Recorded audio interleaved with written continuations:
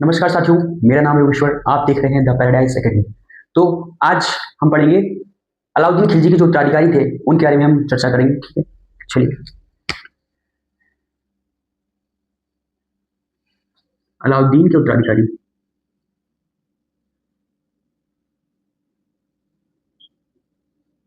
उत्तराधिकारी पहला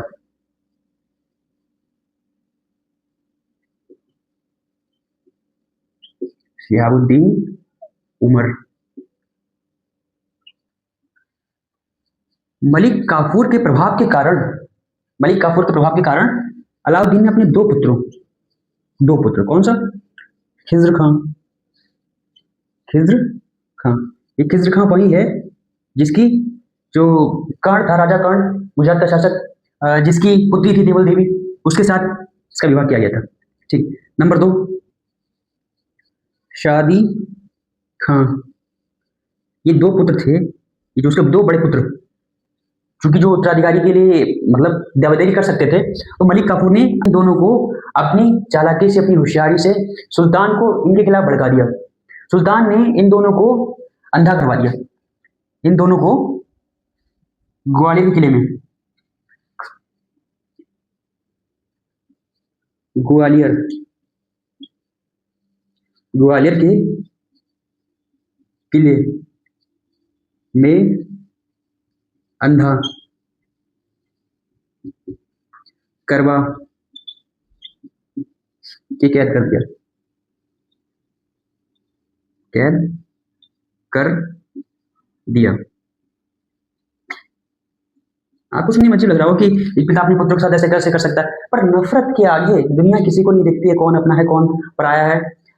जो गुस्सा होता है ना इंसान का, उसमें आदमी सब कुछ भूल जाता है, सही गलत क्या होता है, सत्य असत्य, ईश्वर परमात्मा, वो सब भूल जाता है, अपनी पराया है वो सब भूल जाता है। तो वही अलाउद्दीन खिलजी ने किया, अपने पुत्रों को अंधा करवा दिया। ठीक है, जिनको तुमने पैदा किया, पाला पोसा बड़ा किया, जिनके साथ तुम्हारा लगाव था, उनको तुमने मार दिया। ठीक है, बस किसी ने तुमको भड़का दिया। इसलिए किसी की सुनी सुनाई बातों पर यकीन ना किया कीजिए। ठीक है, जब तक आप उसका परीक्षण ना कर लें। ऐसे लोगों को मैं, जो इंसान टॉप करता है, टॉप कर लेता है एग्जाम में, वो अच्छा होशियार है, बुद्धि है उसके पास, लेकिन अगर वो इंसान किसी को बिना जाने परखे जज करता है, तो उससे बड़ा मूर्ख दुनिया में कोई नहीं है।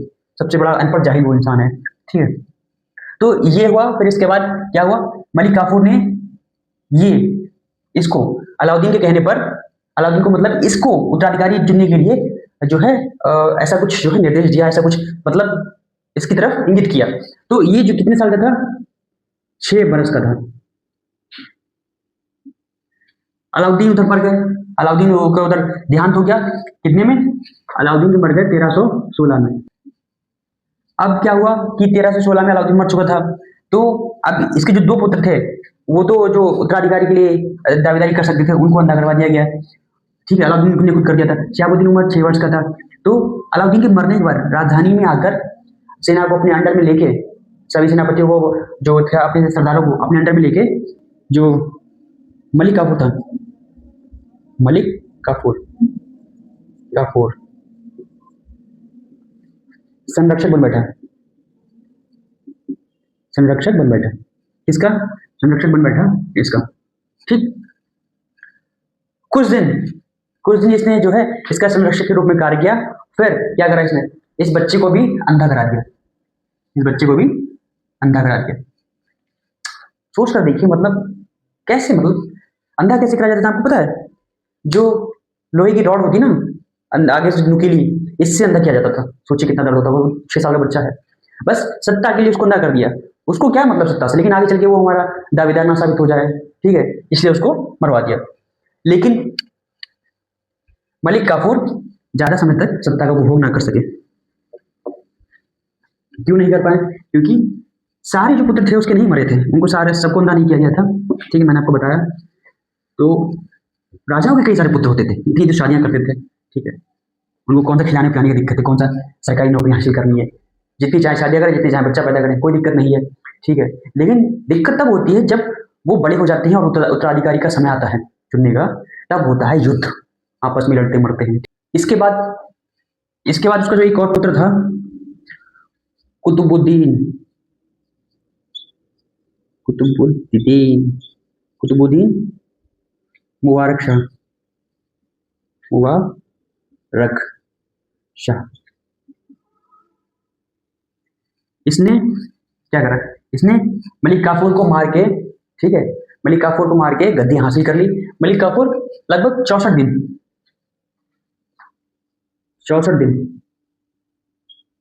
संरक्षक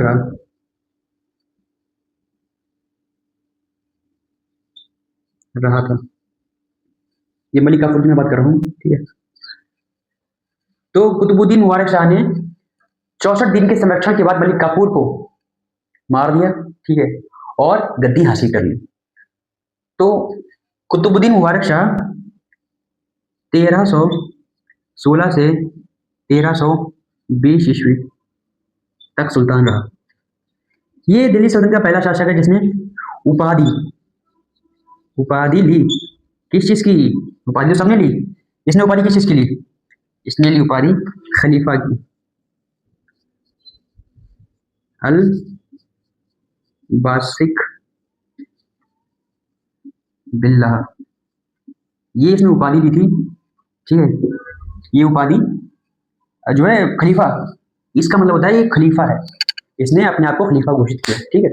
और इसने जो सिक्के इसने निकलवाए, इसने सिक्के चलवाए, उन सिक्कों पर जो है अपना नाम अंकित करवाया, ठीक है, और अपनी उपाधि अंकित करवाई। इसके साथ ही साथ जब इसने राज्याभिषेक किया तो इसने लगभग 18,000, कितने? 18,000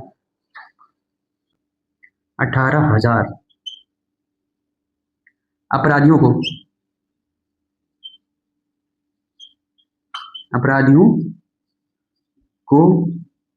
रिहा किया।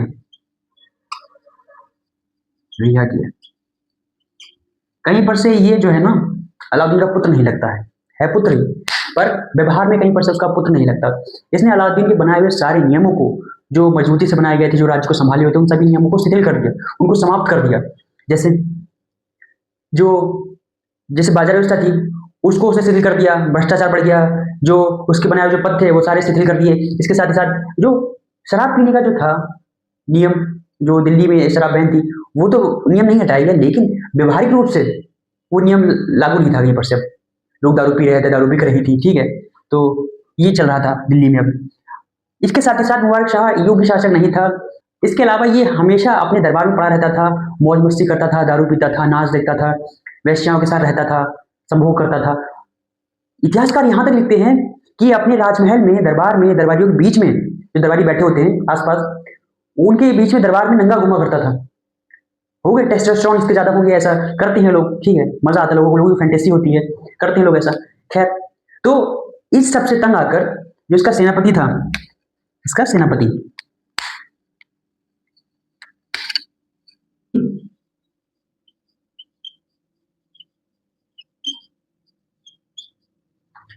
मुबारक हसन,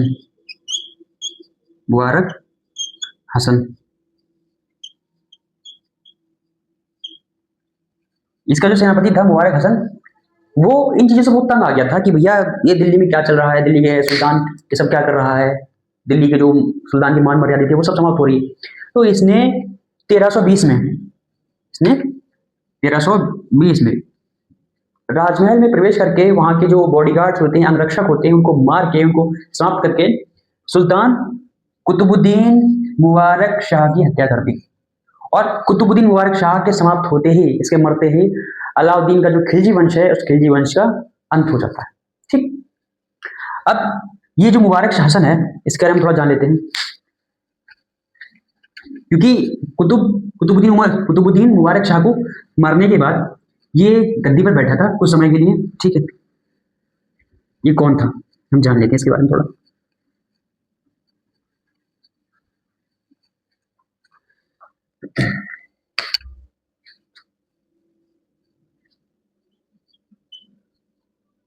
मुबारक हसन, इसकी उपाधि, इसने एक उपाधि ली, जिस उपाधि से ये गद्दी पर बैठा, उपाधि का नाम था खुसरो खां।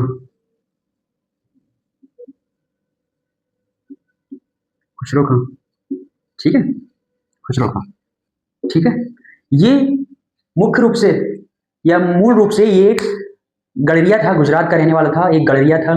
और फिर उसके बाद ये कन्वर्टेड हुआ और फिर जो राज सेवा थी उसमें शामिल हो गया, राज सेवा में।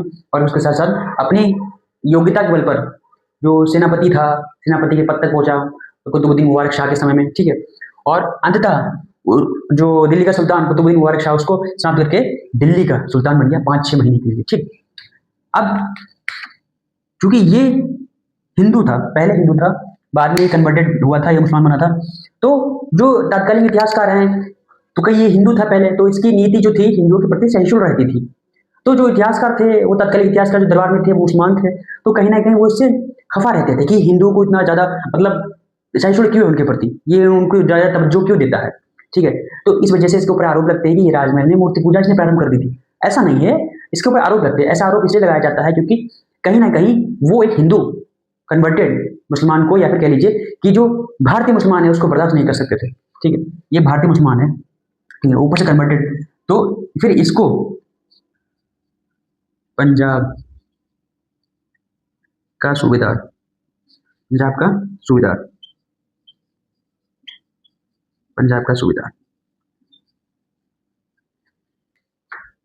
नाम है गाजी मलिक, गाजी मलिक, ये इसका नाम है। और ये सूबेदार है पंजाब का।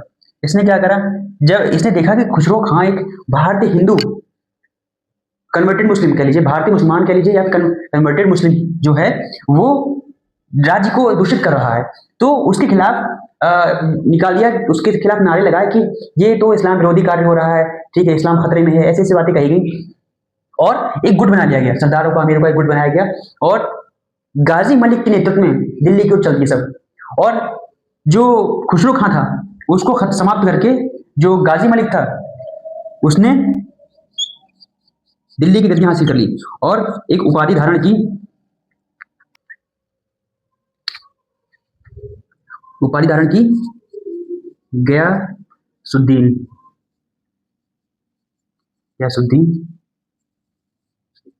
तुगलक, ठीक है। ये उसने जो है उपाधि ग्रहण की, ये उपाधि ग्रहण की। और जो अलाउद्दीन का 1000 स्तंभ वाला महल था उसमें अपना राज्याभिषेक कराया 1320 में। तो अब अगला वंश हम पढ़ेंगे, अगला वंश हम पढ़ेंगे तुगलक वंश, ठीक है। अगला वंश हम पढ़ेंगे तुगलक वंश।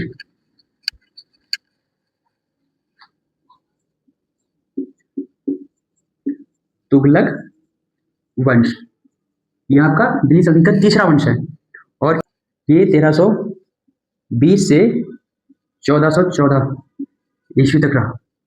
इसने 1320 से 1414 तक शासन किया। तो आज के लिए इतना ही, और अगर आपको कोई सवाल है तो आप कमेंट कर सकते हैं, ठीक है। और इसके बाद अगले वीडियो में हम चर्चा करेंगे तुगलक वंश की, ठीक है, तुगलक वंश की हम चर्चा करेंगे, ठीक है। चलिए आज के लिए इतना ही।